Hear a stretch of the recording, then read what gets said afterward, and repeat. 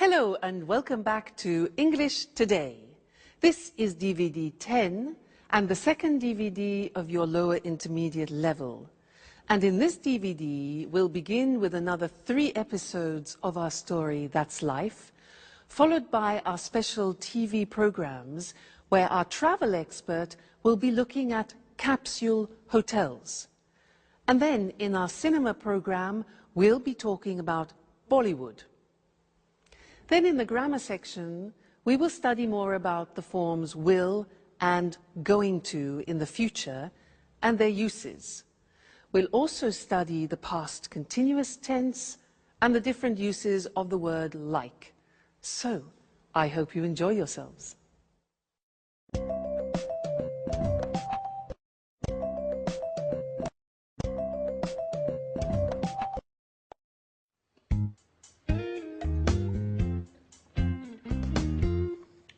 Alice, what are you going to do today? I don't know. Why? Well, I'm going to do some shopping for this evening. Would you like to come along? I'd like to make dinner for Jack's aunt. I also want to invite Sharon and Peter. My lesson is at 3. I don't know what time I'll finish. Well, don't worry. I'm going to do some work before that. I don't think I'll finish before 5. So, what do you say? Okay. But only if you loan me your red hat. Okay, I'll lend you the hat. But be careful. If you lose it, I'll get very angry. Good morning, everyone. Oh, good morning, Mrs. Andreini. What are you talking about? We're deciding what we're going to do today. How are you going to spend your day?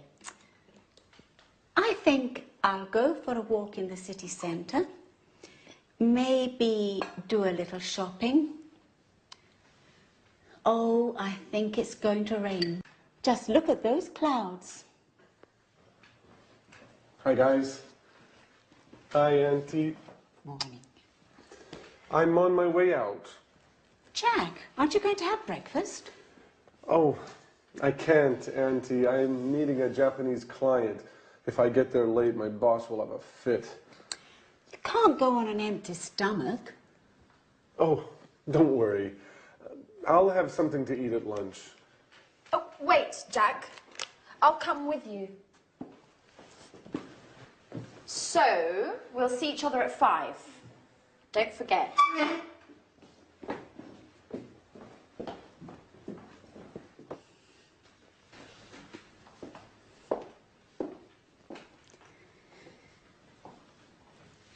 I'm worried about Jack.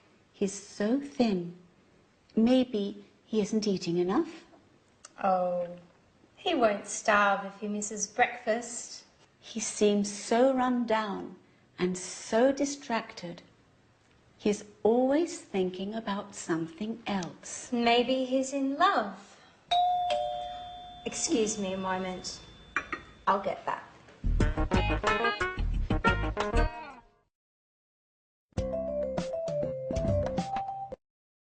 Hello and welcome back for another English language lesson on your live program. I want to tell you something else about will. Remember that we learned will for snap decisions, like I'll buy it. Well, now I want to teach you another use of will which is very common for predictions.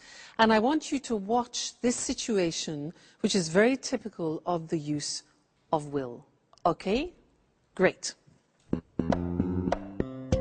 Good afternoon, ladies and gentlemen, and here is the weather forecast for the bank holiday weekend. In North Scotland, it will be very cold, with outbreaks of snow in the mountains. Temperatures will remain low as a cold front moves across the region. Now, in the north of England, it will be somewhat wet, as rain will move across the region until late into the night. So if you're planning on going walking, take some waterproof clothes with you. In East Anglia, it will be dry, but generally dull and rather cloudy, unfortunately. However, in South England, it will be a bright, clear day with sunshine, a day for the beach. And in southeast England, in the morning, it will be foggy, but then it will clear in the afternoon and there will be a wonderful warm wind. So, ladies and gentlemen, that is the forecast for your weekend, your holiday weekend, and I hope you enjoy yourselves. If I were you, I would go to South England where the sun is shining. Goodbye. Okay, now there I was telling you the weather forecast, and that is a typical example of when we use will. Let's look at the board. Now, will is easy, really. It's just the pronunciation which is difficult. I said tomorrow it'll be cold. You notice how it will becomes it'll. It'll. Strange pronunciation, yeah? So tomorrow it'll be cold. It'll be sunny. It'll be winter. It won't be sunny is the negative. Won't, remember the difference between will not, won't, and want, won't, want. So be careful with that pronunciation. So it'll be sunny and it won't be sunny, you could say, okay? So that's another use of will for predictions. So we have learned snap decisions, I'll buy it, and predictions, tomorrow it'll rain. So what do you think it will do tomorrow? We'll find out, won't we? Okay, see you in the next lesson. Bye.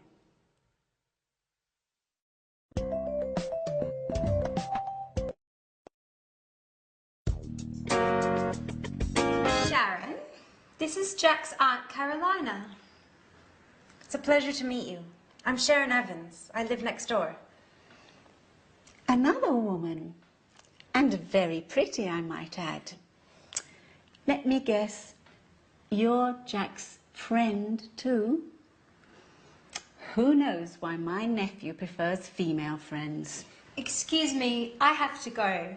Sharon, why don't you stay? You can get to know each other better.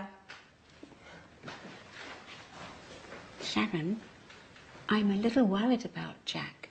He's so distracted these days. Maybe there's something you know I don't. Me? I don't know anything, really. It's strange.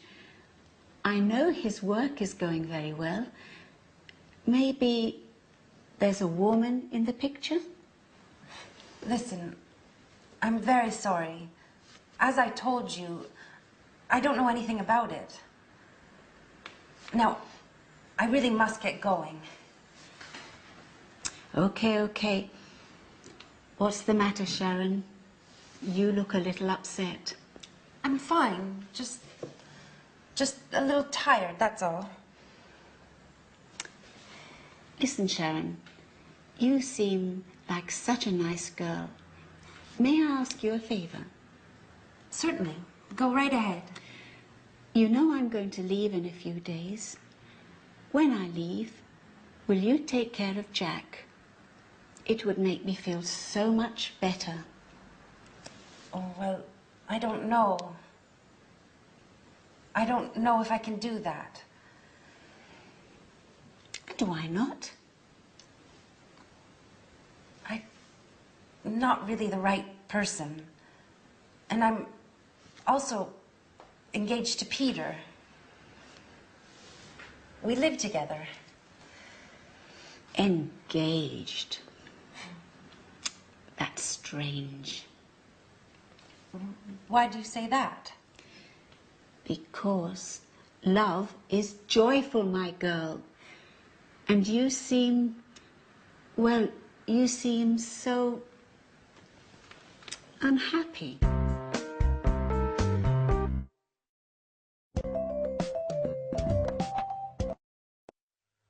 again and welcome back. Jack's aunt is like a walking X-ray, isn't she? Now, I want to look at going to with you again. Remember in the last lesson, some lessons ago, we learned going to for a future intention. You know, when I won it was 20,000 euro, I said, I'm going to have a good holiday.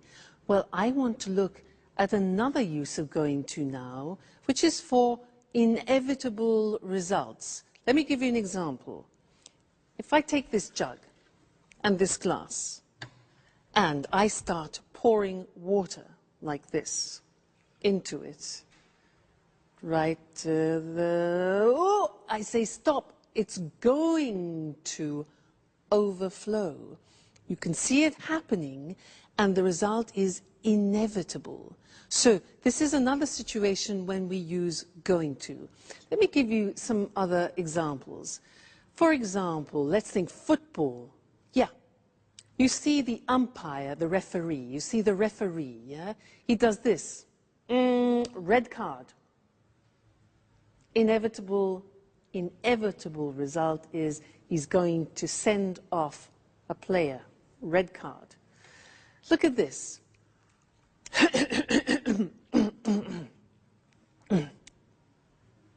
I'm going to make a speech. I'm clearing my throat. I'm preparing myself. The inevitable result is I'm going to make a speech. Okay, now this. My God, it's 4 o'clock. My train is at 4:15, and it takes me 20 minutes to get there by taxi. Oh no! Inevitable result. I'm going to miss my train. All right. One more example. Watch me.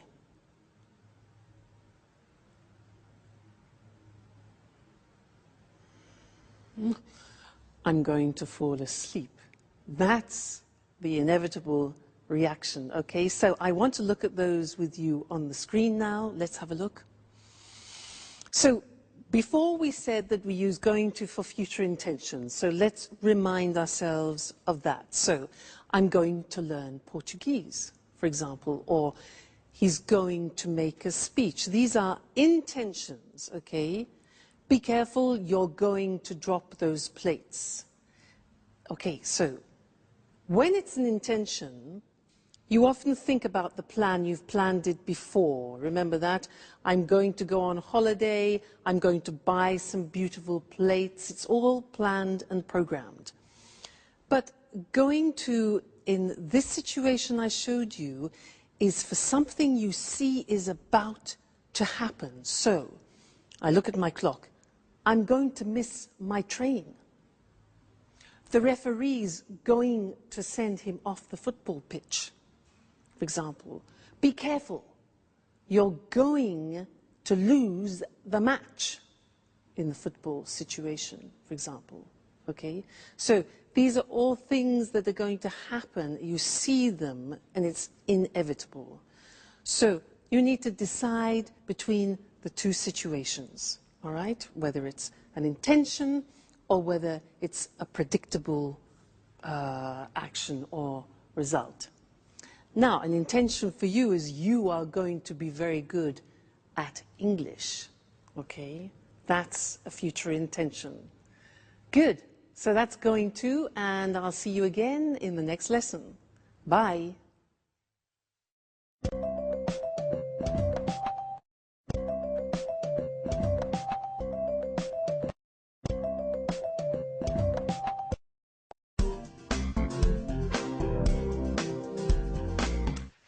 Hello, Anne. You're very beautiful this evening. Come on. Would you like a nice big kiss? But, Peter, are you crazy? What's the special occasion? I'm so happy. I'm elated. But you're never like this. What's happened? Do you remember that famous director who was at my performance? What did he look like? You know, that tall, well-dressed man, about 50 years old. He looked like Clark Gable. Oh, yes. Now I remember. Well, he said he wanted to direct a musical in Japan. Yes?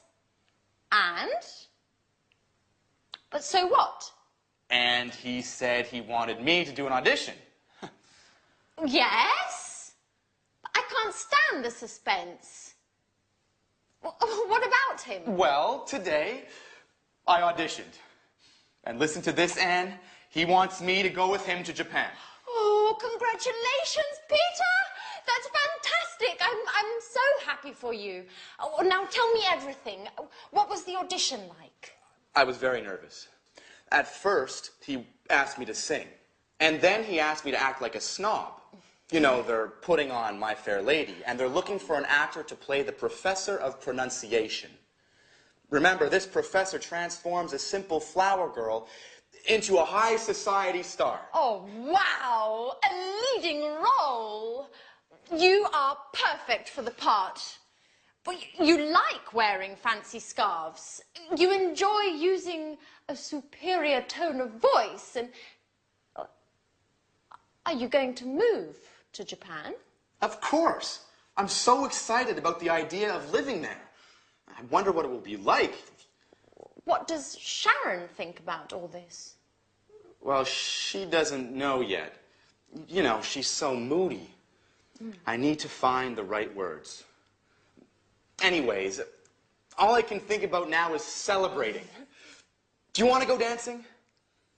But you hate dancing, Peter. I know, but I want to be crazy tonight. Put on your best dress. I want you to look like Sophia Loren. Hey, what's happening here? You're kissing each other. Alice, now hold on. I'm leaving for Japan. For Japan? What are you going to do in Japan? I'm going to act in a great musical, My Fair Lady. That's amazing. And when are you going to leave? I don't really know yet. I think we're going to leave in 2 or 3 weeks, at the most. And what does Sharon think about this? Sharon? Sharon? All you want to know about is Sharon. I imagine she'll be very pleased to come with me. At any rate, it's time to party. We're going dancing. Would you like to join us? Dancing? Why aren't you always like this? Going to Japan is making you much more fun.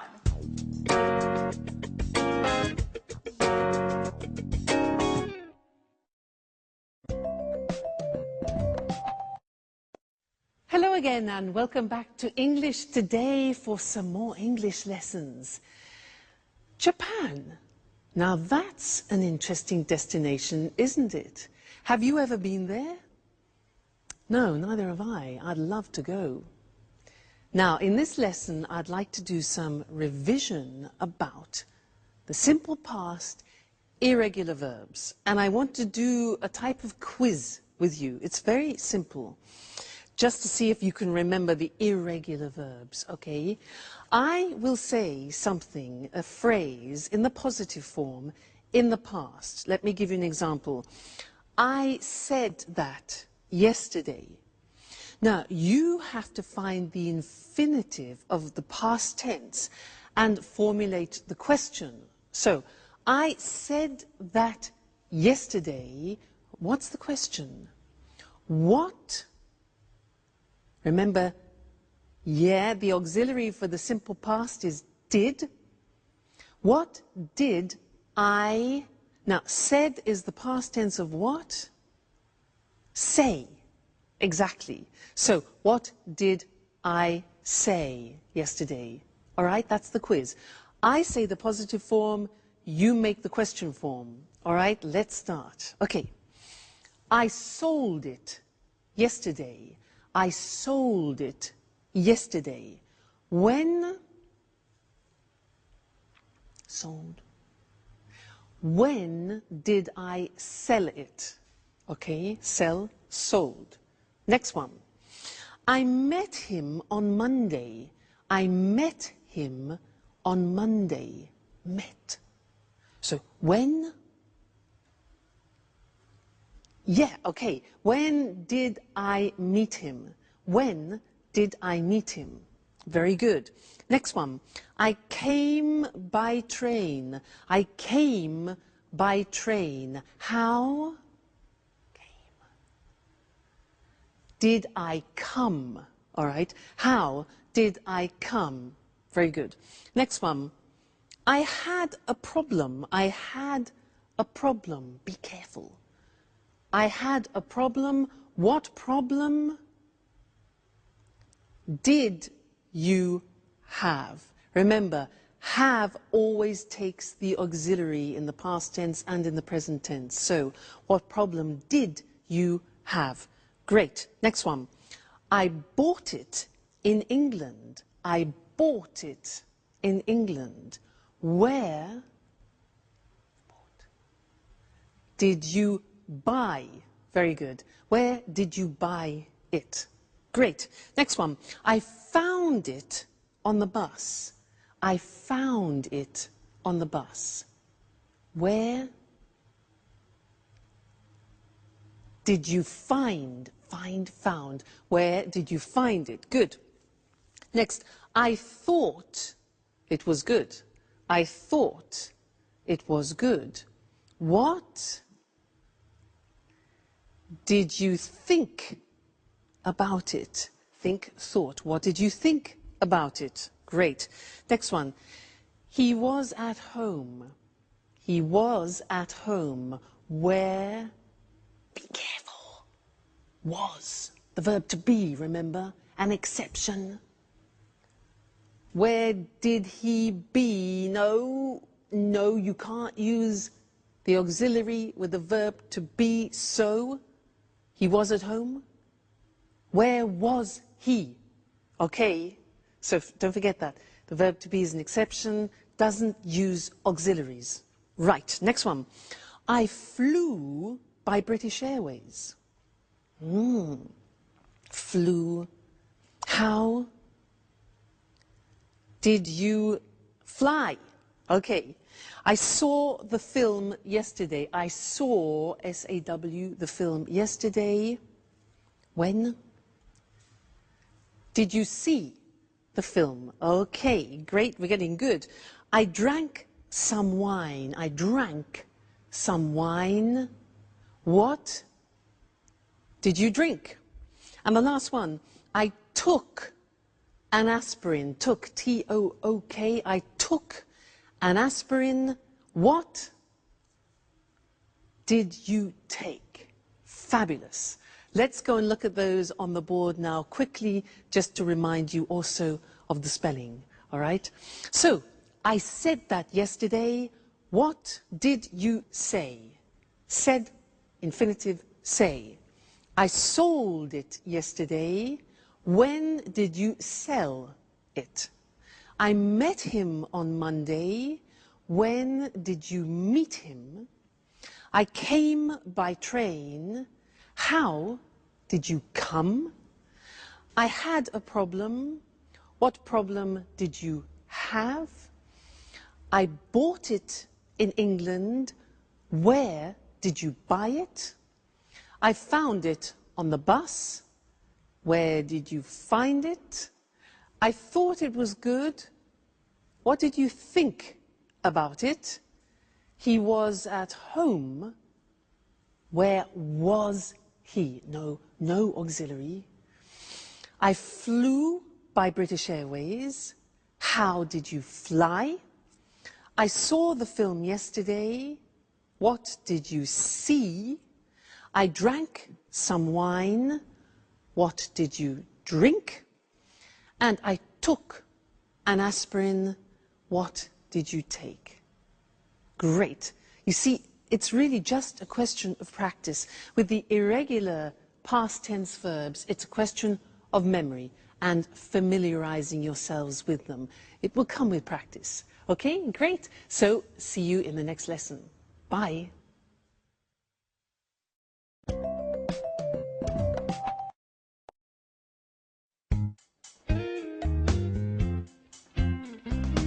Hi, everybody. Wow. I'm really pleased to see everyone dressing up like this for me. Ha ha. You'd like to be the center of attention, wouldn't you? Well, of course. And that color really suits you. And Alice, made up like that, you look much older. What's happening anyway? Why are you all so elegant? Did I forget something? No, Jack. We're going out to celebrate with Peter. He's going to play a role in a musical. And he's moving to Japan. To Japan? What does Sharon think about all this? She doesn't know. Anyway, according to Peter, she'll be ecstatic about the idea of moving to Japan. Moving to Japan? What does Sharon have to do with Peter's musical anyway? Well, you know how it is, Jack. When two people are together, they make changes together. And anyway, why do you care if Peter and Sharon move to Japan? Oh, I don't care. But I really don't think that Sharon is going to be happy about moving to Japan. That's what you think. Well, of course, I could be wrong. In any case, it's useless to make guesses. Hey, Jack, do you want to come with us? Not really. Tell Peter I'm sorry, but I don't really feel like celebrating tonight. Well, you don't know what you're missing. Sayonara, Jack.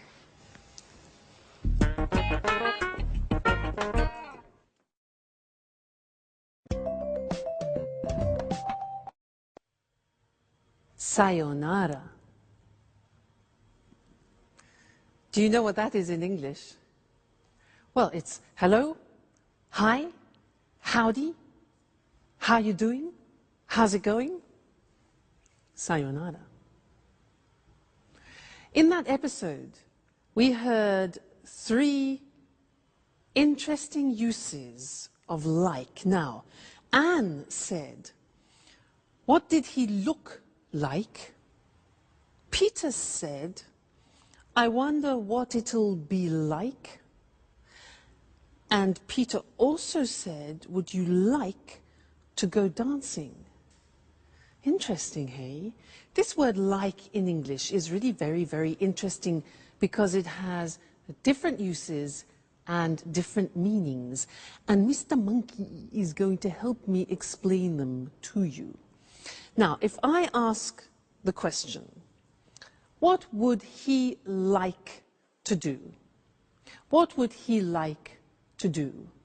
Mr. Monkey, what would you like to do? Mr. Monkey, you know what he said? He said he would like to find a Mrs. Monkey. Well, that's natural. What does it express? What would he like to do? Would like expresses desires, wishes, and wants. So that's one form. What would he like to do? What is his desire? Would like with the conditional form. That's one. Next one. If I ask what does he like in the present tense, what does he like? Well, I know he likes jumping around trees and eating nuts. What do you like? That's a question about your general likes, the things that you like doing on a regular basis. For example, I like singing. He likes eating nuts. What do you like doing? Do you like going to the cinema, going to the theater? So those are general likes, all right? Number 2. Number 3, I say, what does he look like? The answer to that question is, well, he's got blonde hair, he's got a squashy nose, and he's got short legs. Sorry, Mr. Monkey. Now, what does he look like? We use, when we're talking about somebody's physical appearance, what does he look like? What does my boyfriend look like? Well, he's not too tall, actually. He's good looking, he's dark, he's handsome. All right, look like is therefore physical appearance. And the last one is if I say, what is he like? The verb to be with like, what is he like? Well, the answer with Mr. Monkey is he's kind, he's loving, he's generous, he's just gorgeous. So what is he like is the general impression about something. So that's 4 different uses of like. Very, very interesting. Let's look at them together on the board to help you. So the first thing we said was talking about a specific request, about something you desire or something you want, okay? So what would he like to do? So would like. The answer could be, in his case, he'd like to have a long holiday in the sun. Yeah, and wouldn't you? All right. The next question was, what does he like? And this is for general likes, hobbies, for example. And the answer could be, well, he likes going to the theater and the cinema. He likes playing with other female monkeys. Okay. So, next question was, what does he look like? Now that's for physical appearance, remember? What does he look like? He's dark, he's handsome, that's my boyfriend. He's short and blonde, that's Mr. Monkey. And then the last one is, what is he like? The verb to be with like at the end for general personality and character. So what's he like? Well, he's easygoing, he's very generous, he's friendly, etc. I want to draw your attention to one more question in English, which is often confused by people who speak other languages. The question, how is he, means only one thing in English. How is he, like how are you, is asking about somebody's general state of health, about how they're feeling. So, how are you? I'm fine, thanks. How is he is not about his appearance or his character, but about how he feels. How is he? He's fine. Or, well, he's a bit tired. He's a bit stressed. Okay? So, very, very interesting word, that like. And listen out for it, for the different uses, because you'll find it very useful. Won't they, Mr. Monkey? Yeah. See you soon. Bye.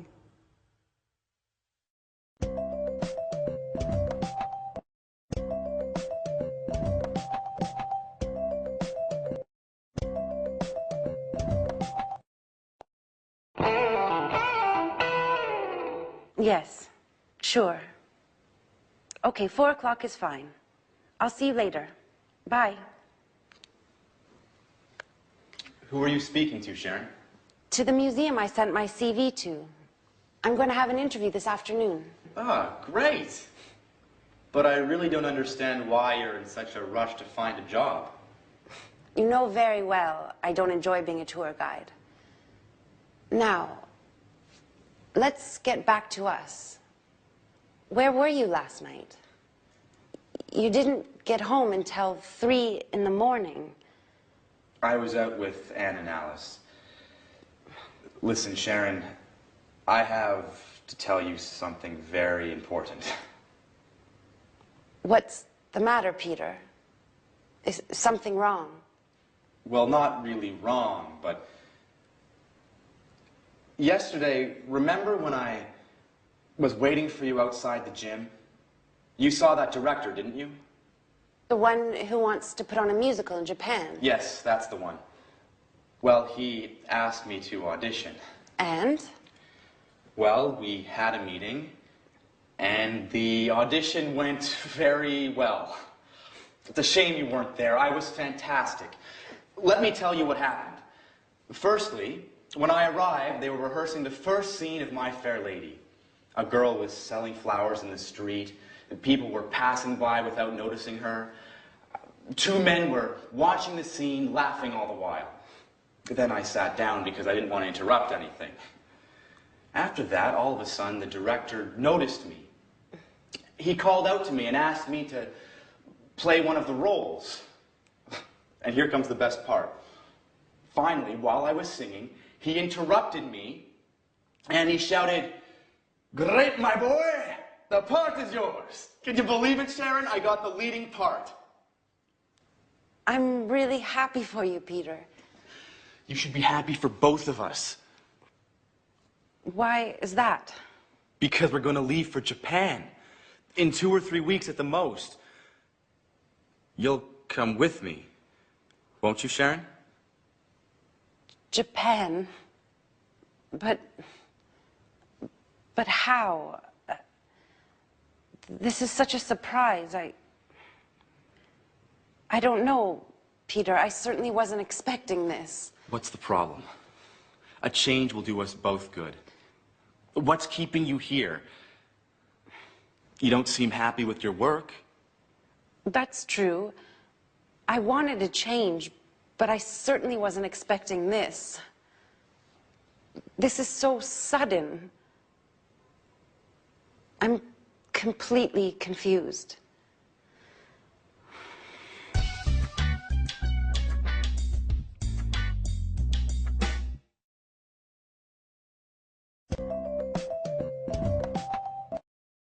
Hello again.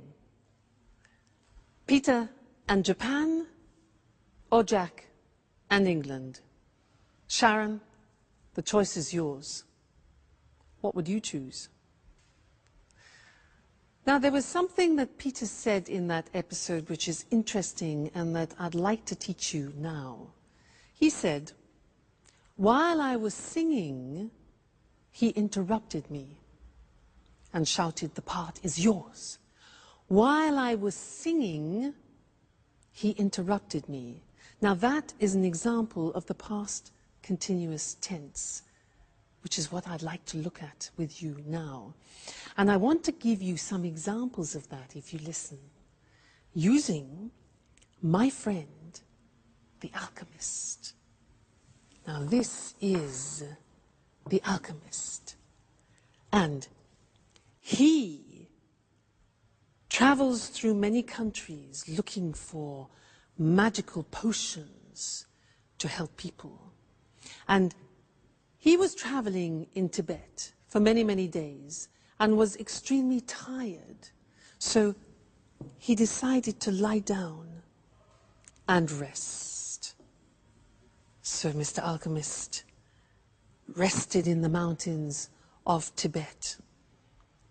And while he was resting, a magical butterfly from Tibet rested near his head to protect him. And these butterflies in Tibet protect good people from the evil around. And there are evil things in the mountains of Tibet. So, while he was resting and regaining his energy, suddenly a ferocious lion appeared and saw the alchemist and the butterfly resting and thought, "Ha-ha, a great two-course dinner, a starter and a main course." As he was preparing to attack, the butterfly saw him but didn't move.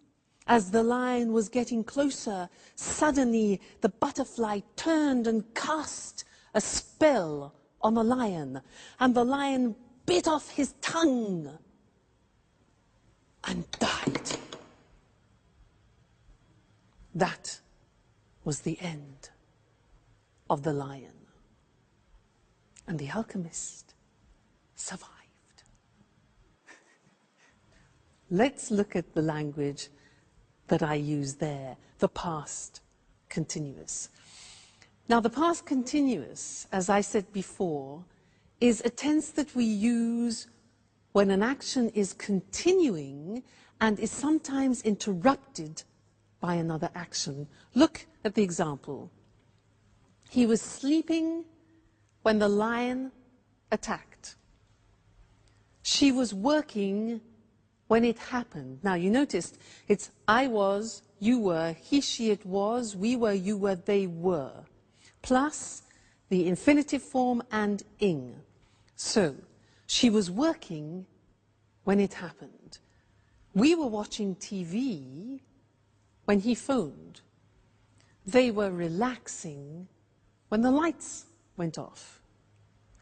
Now, the negative form is easy because you put the auxiliary into the negative. I wasn't concentrating when I dropped it. You weren't listening when the teacher explained it. You weren't. Check the pronunciation there. It wasn't working when I switched it on. The question form, you take the auxiliary and the subject form. What were you doing when he phoned? What were you doing? Where were you going when the news arrived? And who were they talking to when I saw them? Who were they talking to when I saw them? All right, so past continuous tense in order to describe actions which are continuing and can sometimes be interrupted. Or, for example, as I was telling the story, you were listening to me and learning the past continuous. Okay? Great, so that's the past continuous. Come back to the next lesson for some more new language. Bye.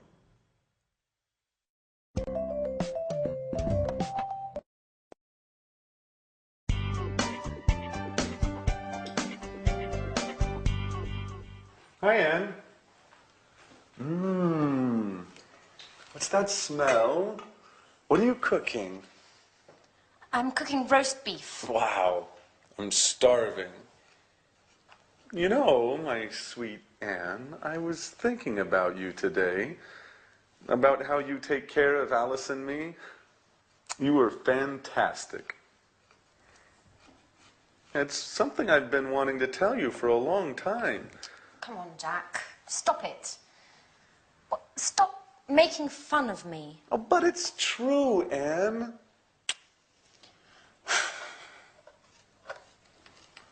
What's the matter? Why are you so nervous today? I know everything, Jack.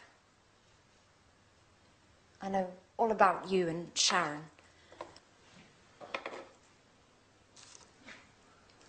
And what is it exactly that you know?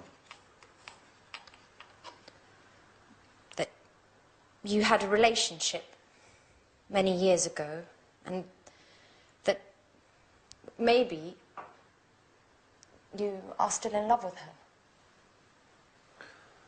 And how did you find this out?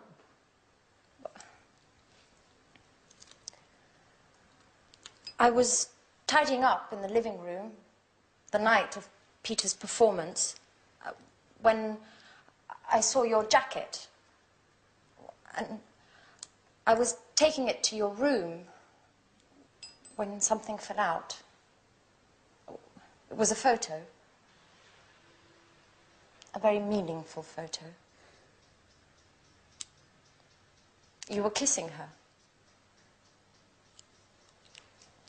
So I spoke to Sharon. And what did she say? She told me everything. Tell me the truth, Jack. Are you still in love with her?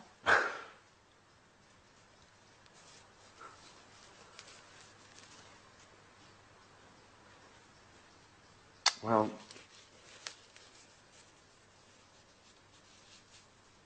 I have to admit that seeing her makes me feel... But... Well, what about me, Jack? I thought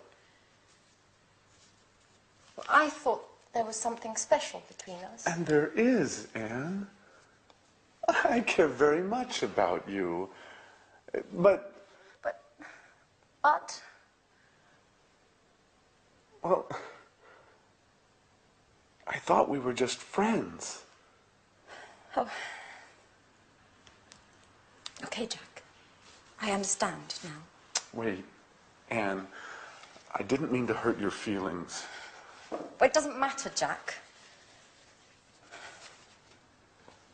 Just remember, Sharon is going to Japan.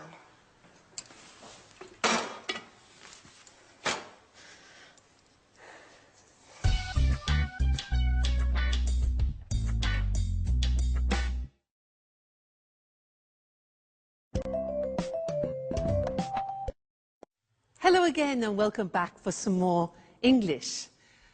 In that last episode, there were some interesting sentences. Jack said, "Why were you so nervous?" Why were you so nervous? This word so plus an adjective. And Sharon said, "This is such a surprise." Such. Those are the words I want to look at with you now. So and such. Now, I want to illustrate them by telling you something about a holiday that I went on. Listen to how I use them. Now, in front of me, I have some objects which I found when I went to Tibet. I had a fantastic holiday in Tibet. It was so interesting. And we visited the monasteries there, which was so huge and so beautiful. And inside the monasteries, we met some monks.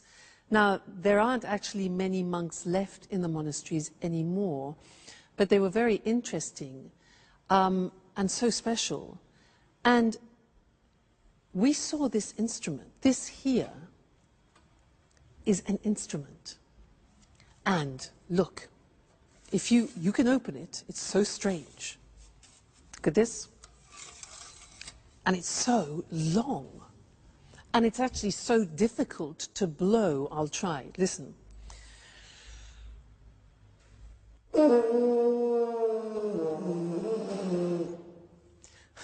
Well, when they played it in Tibet, it was much easier.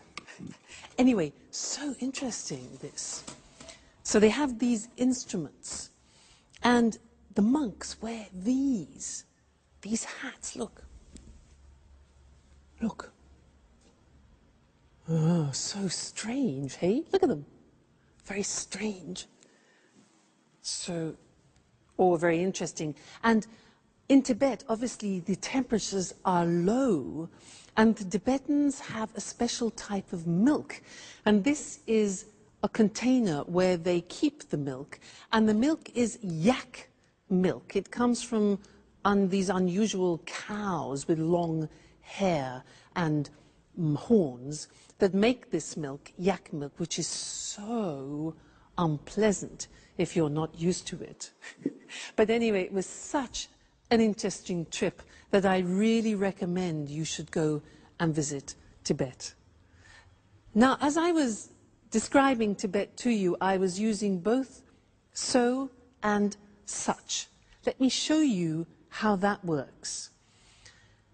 So is usually followed by an adjective. The example is, Tibet is so interesting. Interesting is an adjective. So interesting, and it gives the impression of being very, extremely interesting, okay? We were so impressed by Tibet. So plus adjective. These instruments are so difficult to play, okay? They're so difficult to play. The monasteries are so huge, and it was so cheap. In fact, the holiday was so cheap. All right, so followed by an adjective. Now, such. I said it was such an interesting trip. Now, look at that. It was such is then followed by the noun, And if you have an adjective describing a noun, that goes before. So look, it was such an interesting trip. Okay, not easy. It was not a such interesting, but such an interesting trip. Another example, it was such a different experience. So such goes before the noun and its adjective.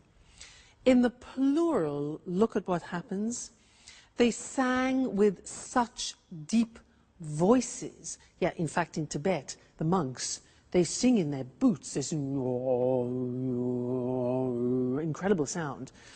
You notice in this example, we take out a or an, which is the indefinite article, and it becomes they sang with such deep voices. They wore such strange hats. All right? So and such. So we use with adjectives, such we use with the noun and its adjective. All right? So Tibet is so interesting. I recommend you go there for a trip. Okay. Great. Well, I look forward to seeing you in the next lesson for more English. Take care and keep practicing. Bye.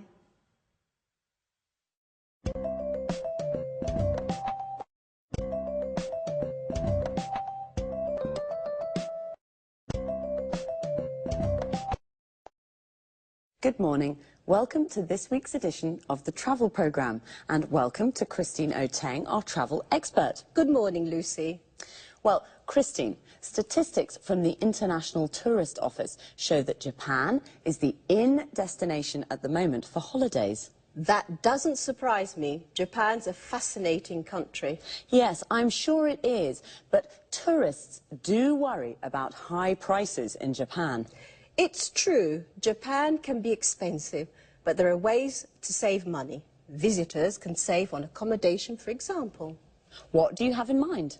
Well, I'm thinking of capsule hotels. There are lots of them in Tokyo and in other Japanese cities.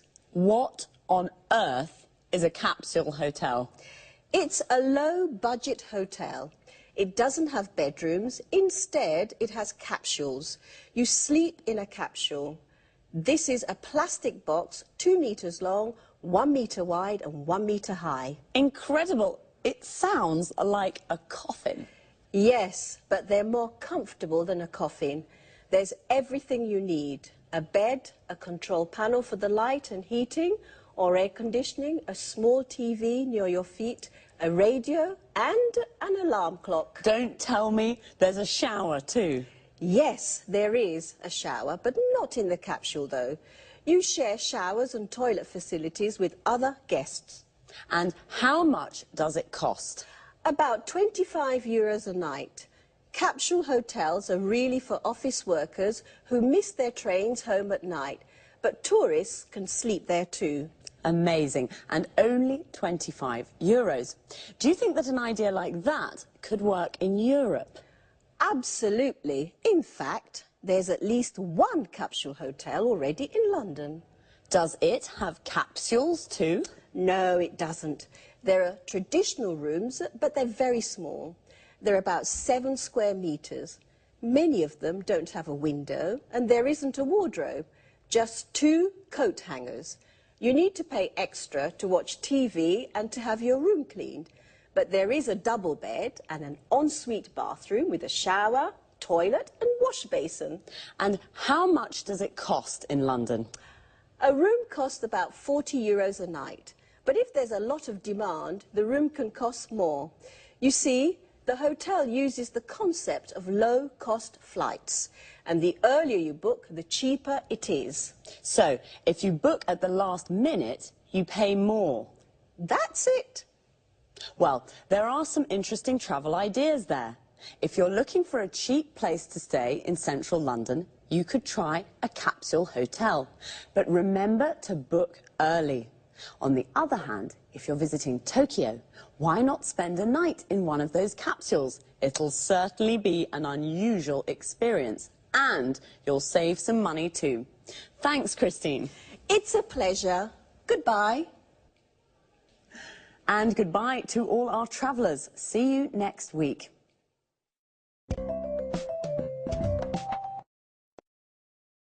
Christine said Japan is the in destination at the moment.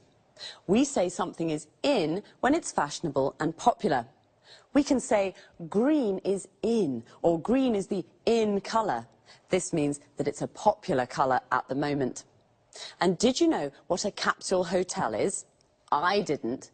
It's a low-budget hotel with capsules instead of rooms. Low budget means it doesn't cost very much, so a low-budget hotel is cheap accommodation. Remember, accommodation is the place where you sleep. How much does it cost? This is the question you ask when you want to know the price of something. It costs about €25 a night. Notice we say the price of a hotel room, about €40 a night. We use about before the price to indicate that it isn't exact. It could cost a little more or a little less. And we say €40 a night. This means for one night. In London, the earlier you book a room, the cheaper it is. To book means to reserve. So you should book early. This means you should reserve the room as soon as you can, because if you book at the last minute, it's more expensive. At the last minute means very late, just before you leave. So now let's look at some hotel vocabulary. A double room is a room with a double bed, a bed for two people. A single room is a room with a single bed for one person. Usually in a hotel room, there's a wardrobe, the place where you put your clothes. An ensuite bathroom is a private bathroom for your use only. In low-budget hotels, you often have to share the showers and toilet with other guests. Guests are the people who stay in a hotel. To share means that it's not only for you. When it's cold, you use the heating to make a room warm. In summer, when it's hot, you use the air conditioning to make a room cool. That's all for this time. Take care and see you next week.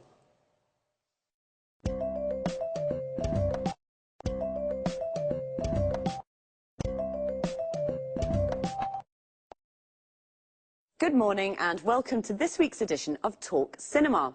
And welcome to Sanjeev Gupta, our cinema expert. Hi, Lucy, and hello, everyone. Well, Sanjeev, what are we talking about today? Bollywood. I'm sure you're a real expert, Sanjeev, and a fan. Absolutely. I adore Bollywood films. You know, my brother's a director in Mumbai.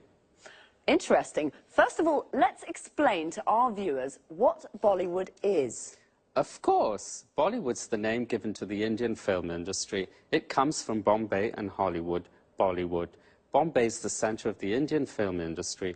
Bombay's now called Mumbai, but the name Bollywood is still used. As you seem to be such an expert, I can ask you lots of questions. Fire away.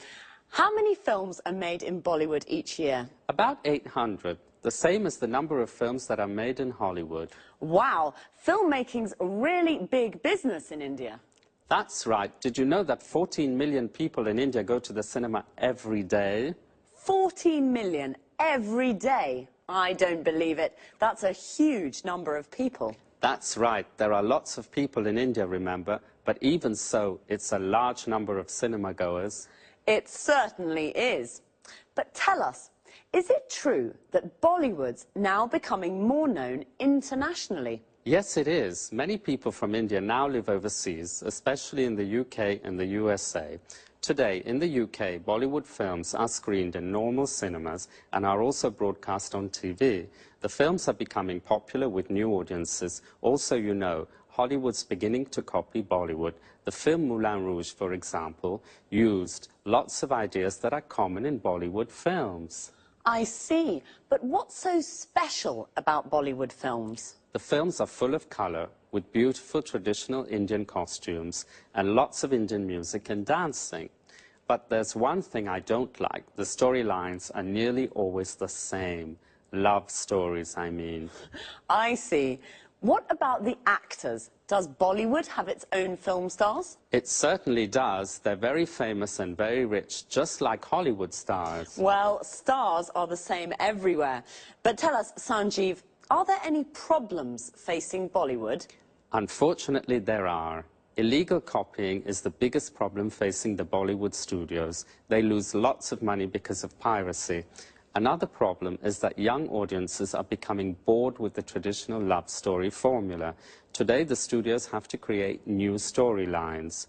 A typical new film is the one that is set in a call center in Mumbai and follows the lives of 6 young Indians working there. Did you know, Lucy, that many young Indian graduates now work in call centers? They answer calls in English from customers in the US and the UK. Yes, I have heard of the new call centres in India. So the film mirrors real life. It sounds fascinating. Well, Bollywood's booming and is becoming more known internationally. The stories are rather similar, love stories. But some new, interesting storylines are creeping in, right, Sanjeev? Right. Thanks, Sanjeev, and goodbye. Goodbye. See you again next week for another edition of Talk Cinema.